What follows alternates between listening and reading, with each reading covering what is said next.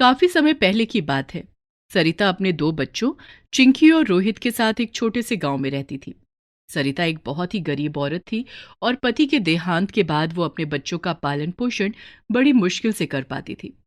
लोगों के घरों में काम करके जो भी आमदनी होती वो उसी से ही अपना परिवार चला रही थी।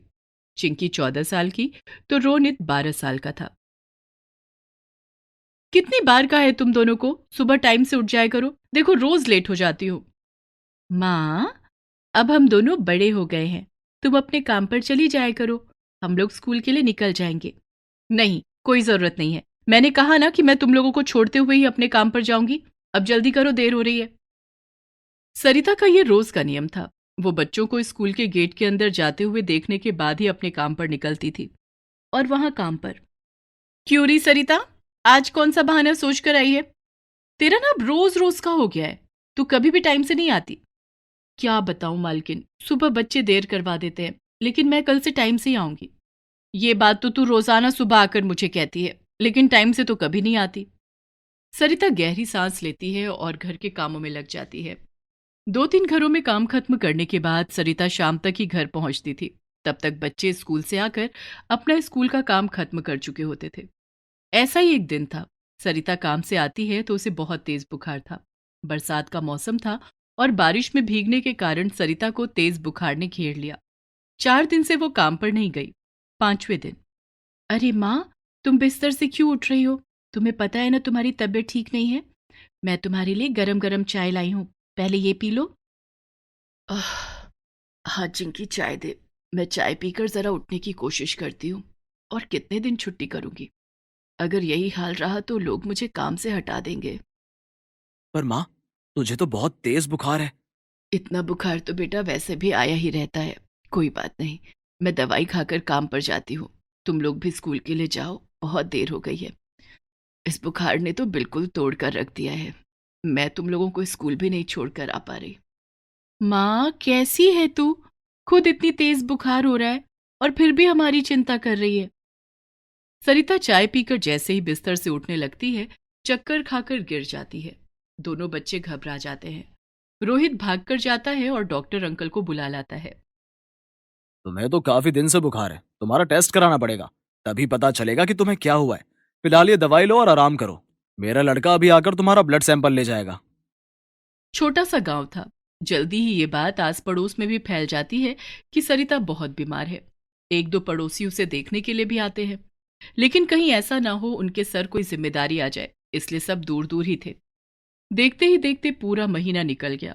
सरिता को टाइफाइड हुआ था और बुखार था कि उतरने का नाम ही नहीं ले रहा था। तनख्वाह ना मिलने पर घर के हालात भी बिगड़ गए थे। चिंकी, माँ की तबीयत बहुत खराब हो रखी है। जितने भी पैसे थे घर में वो सब उनकी बीमारी में ही लग गए। अब तो घर में कुछ भी नहीं है। मैंने एक काम सोचा है। क्या सोचा है? तुमने देखा है वो जंगल में बड़ा सा जामुन का पेड़? मैं सोच रहा हूँ उस पर से जामुन तोड़कर बेच देता हूँ। थोड़े बहुत पैसे तो मिल ही जाएंगे। ठीक है, हम दोनों मिलकर स्कूल के बाद में यही काम कर लेंगे, जब तक माँ अच्छी नहीं हो जाती। चल अपने आंगन की सफाई कर देती हूँ, कई दिनों से वहां पर झाड़ू भी नहीं लगी है। सरिता के पास एक छोटा सा घर था और उसके बाहर एक छोटा सा आंगन, जिसमें सरिता ने इक्का दुक्का सब्जी उगा रखी थी।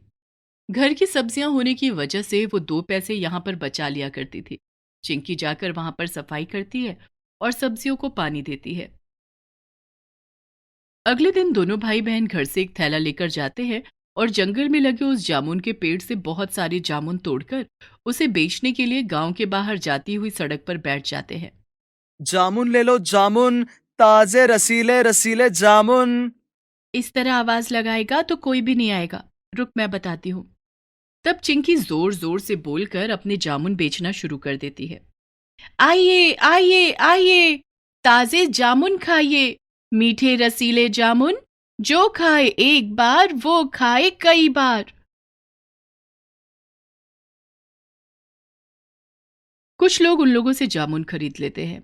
उनकी टोकरी में अब थोड़े से जामुन बचे हुए थे कि तभी वहां पर एक बूढ़ी सी औरत आती है। खाने को कुछ दे दो बच्चों, 2 दिन से कुछ नहीं खाया है, बहुत भूख लगी है। अम्मा, हमारे पास तो खाने के लिए कुछ भी नहीं है, ये थोड़े से जामुन बचे हैं, यही ले लो।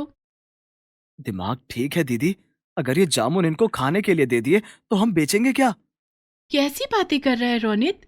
तूने देखा नहीं कि बूढ़ी अम्मा 2 दिन से भूखी हैं? माँ कहती है ना कि भूखे को खाना खिलाना पुण्य का काम होता है।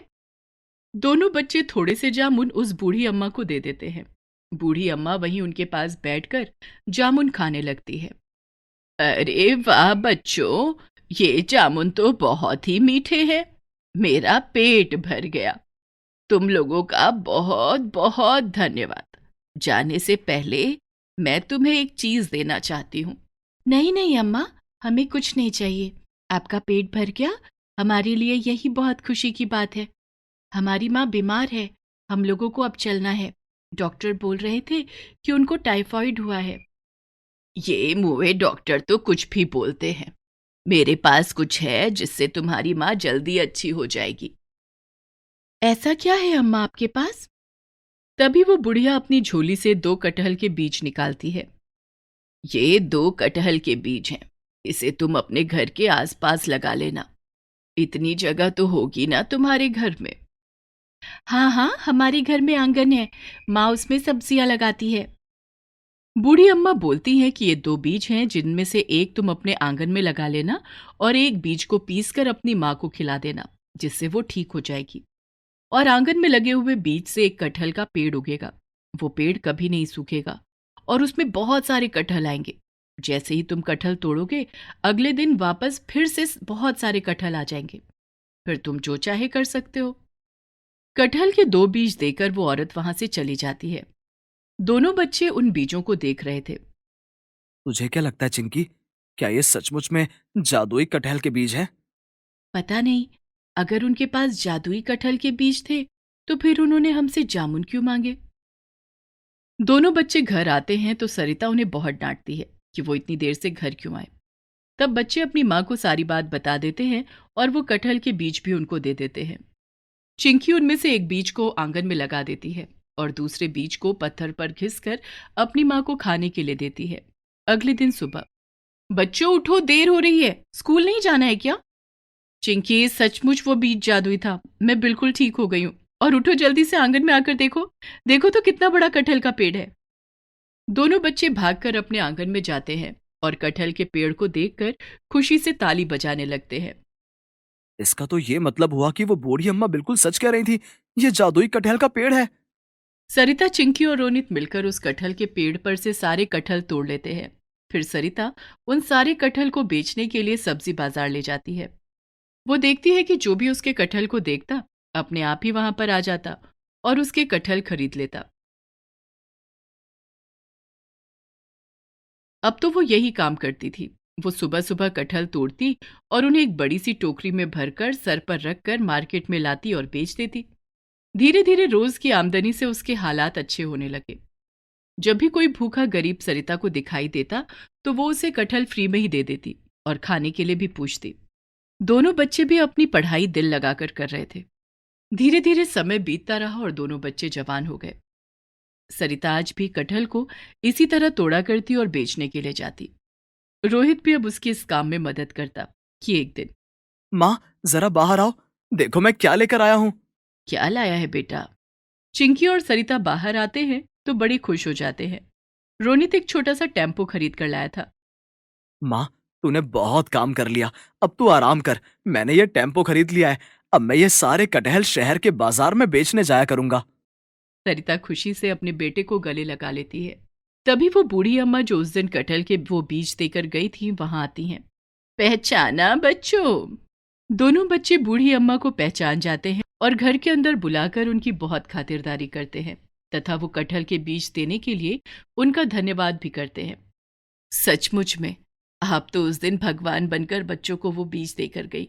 आज देखो, आपका दिया हुआ वो कटहल का बीज जादुई पेड़ में बदल गया है। मैं रोज उससे बहुत सारे कटहल तोड़ती हूँ और अगले दिन वो वापस फिर से कटहल से लद जाता है। वो जादुई कटहल का पेड़ है, तुम लोगों की हमेशा मदद करेगा।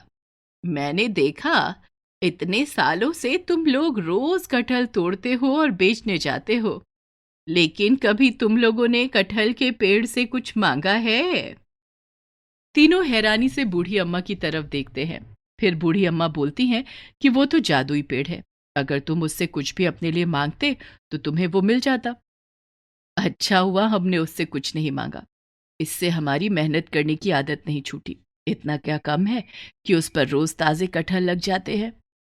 बूढ़ी अम्मा उन लोगों की ईमानदारी और मेहनत से बड़ी खुश होती हैं और जादुई कटहल के पेड़ की सच्चाई बताकर वो वहां से चली जाती हैं।